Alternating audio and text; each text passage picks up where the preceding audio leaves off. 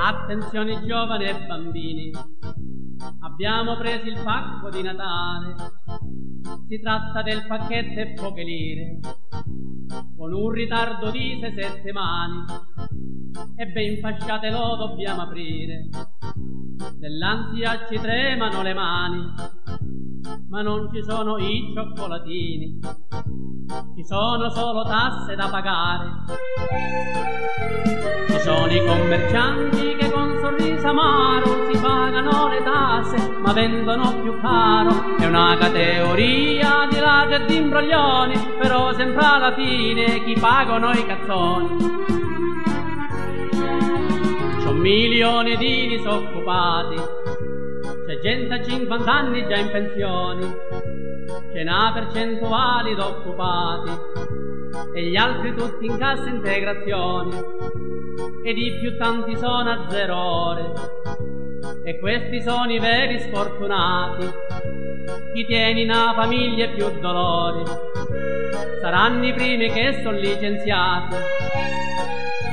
Ci sono i partiti, i ministri e deputati che fanno le promesse fino a chi non votati. Quando vanno al governo resta tutto com'era, passa l'estate e inverno, ti dinna aspetta e spera.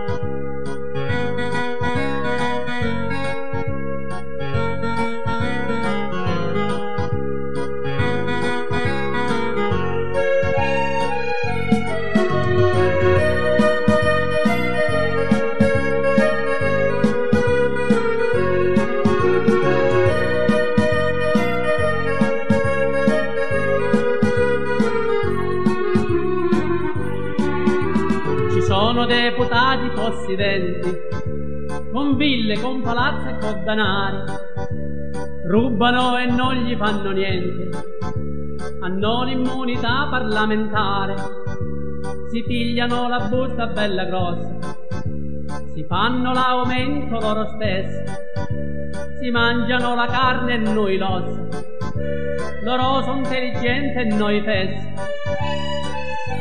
Ma c'è una cosa sola che noi possiamo fare a tempo delle elezioni, quando si va a votare. Dobbiamo stare attenti, o giovani ed anziani, che non ci condanniamo con le nostre stesse mani, con le nostre stesse mani, con le nostre stesse mani.